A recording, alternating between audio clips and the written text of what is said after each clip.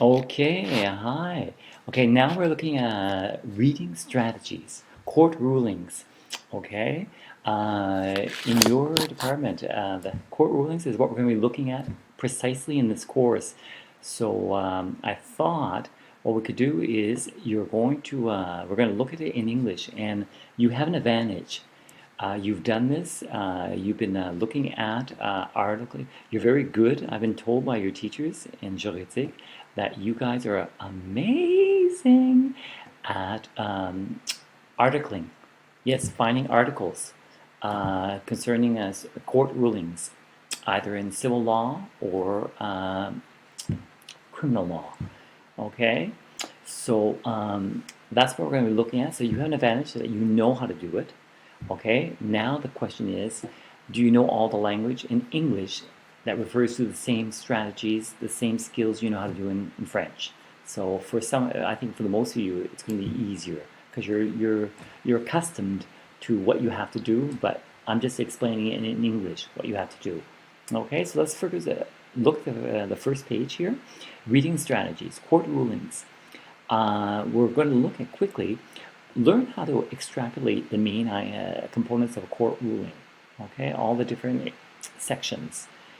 Learn how to infer what a particular reading is about. Yeah, to use, okay, to be able to read between the lines, to understand, I think I'm starting to understand how this case is organized and it is about.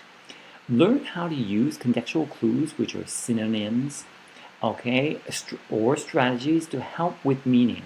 Yeah, to help us to understand the case better, or the court ruling better, because it is the second language for all of you. Challenges faced while reading the judgment.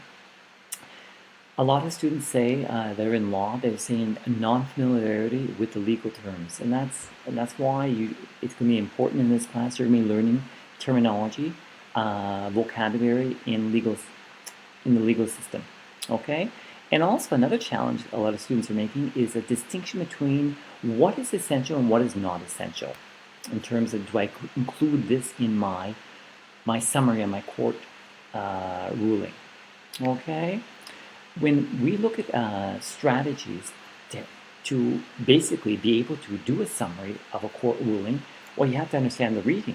So one thing is pre-reading, okay? And pre-reading is before, so it's basically reading different sections of your court ruling to get a generalized idea, okay? It's quicker than reading word for word, but it's the first step. A lot of people say you read the case name, you read the first paragraph or two to understand who are the parties. 3, read the first sentence of each paragraph to grasp again the main idea. 4, read the last paragraph or two to sum it up. So it's quick, you're just reading certain paragraphs, but this is pre-reading. Okay? Once you're done with that, we can start skimming. Skimming is different from pre-reading. Why? Well, look at it. It says skimming means you are reading everything lightly. Okay, you're not. You're giving it the once over. In skimming, you don't read every word. You're skimming. You're going faster. Okay. Again, you use skimming when you are basically familiar with material. Now you can go a little faster because you know you've already pre-read it. So now you can go a little faster to try to grasp the main idea again. But please read it, okay? Next one, skipping. Now this I was quite surprised when I learned about this. This I find it's helpful. It's telling you in a court ruling some information. Skip it. Yes, skip it. It's not necessary to read it and to know it. And here, they basically say as a result of pre-reading, you can determine which paragraphs you can skip altogether. Judges often trace the developments of a rule from the common law beginnings in its passage by the legislature. So some parts you can, once you've done the pre-reading, you're in a better position to see, I can skip this. And I wrote here, note, Here are some typical paragraphs that you can skip. Okay, so read these three things. Okay, next. Okay, reading strategies. Okay, now we do the reading. Okay, the reading doesn't mean that you have to read every word. For most people, the mind is quicker than the eye. The mind typically gets bored if you read every word, and that makes sense. That truly makes sense. So when you say reading, you're just training your eyes to read quickly. Okay, um, you got to learn faster, and I think you've been told that already probably by your teachers. You have to learn how to read faster. Okay, but once you start getting used to how each court ruling is organized, you're much more quicker able to go through the reading and to know where all the components you're looking for, where they are, and also to know which ones you can actually skip, okay, and which ones you actually need to read in detail, okay. um, okay, it says, listen, there are many fine speed reading books available. Yeah, it pays to learn. But listen, I think that I think it's like life in general. The more you do it, the faster you get. It comes down to that. Okay? The more you actually read court readings, the faster you get at grasping, understanding all the major components of this court reading in a quicker way. Okay? Steps to follow. Okay? When one is reading a court ruling, I've been told these are the questions that are vitally important to be answered. The first one is, what is the background of the case? What are the facts of the case? What is the legal question in the case, and how does the court answer it? And the last one is, what reasoning supports the court's decision? Okay? And once again, I must say, I just want to say, you guys are the expert in law. I am the expert in English. So that's why I'm going a little faster here, because this basically is just the English version of what you're already accustomed to doing. Okay?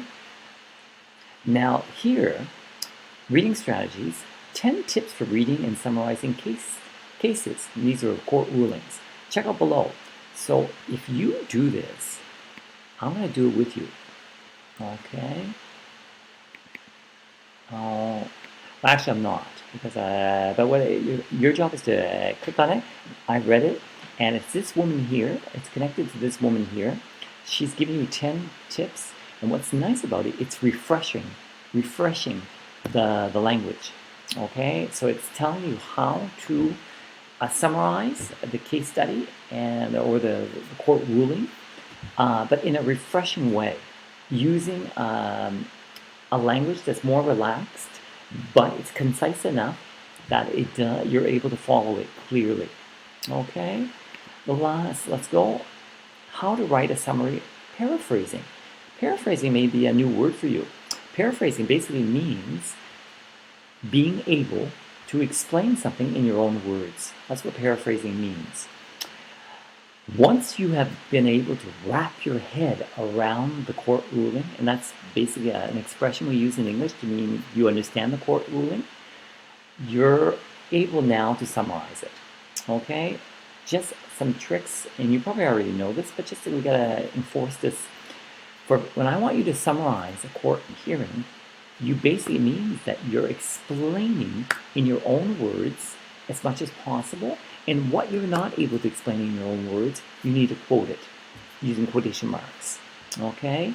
In addition, you cannot use your opinions, okay, or explain your ideas. Okay, no, you have to be very cold with this. It's a way of saying you have to rely only specifically on the court rulings. Okay, now let's continue here. A summary, how to write a summary, paraphrasing. Do you guys know of a book, a resource that we English people, we use a lot when we write? Because we know we have to paraphrase, we have to explain things in our own words, but it's hard sometimes thinking, what's another way of saying this?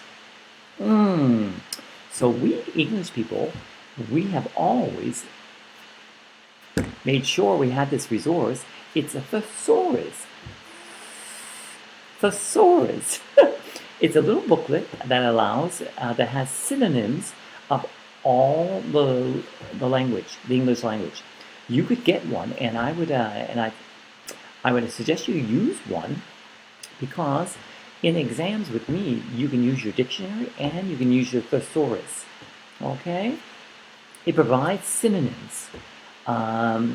Dictionaries also can provide you with some synonyms, but definitely a thesaurus. It's more impressive. It's more complete. So you're more certain to have the help you need. Okay. Now this is done. So hopefully this is clear for you because you're going to be you're going to be summarizing paraphrases, summarizing court rulings in my class a lot. Okay. Just one other thing I want to tell you is context clues. Context clues are basically to help you with your summary. Just think of the context clues in terms of words like cognates. I've explained it earlier in your vocabulary, the 20 words you need to define. Some of these words are cognates. They're words that you understand. Well, you're going to find cognates in your court ruling. That word looks very similar to the word in French. Well, more chances than not, it's going to mean the same thing. So that's going to simplify your ability to understand the court ruling. But again, false cognates, remember they're the tricky ones? They look like French, but they're not. They don't have the same meaning. Just be wary of that. Wary of that, okay? So, but the ones that cognates are friends. They definitely help you, okay? Hopefully this has helped you. Okay, I wish you the best, and peace and love. Bye-bye.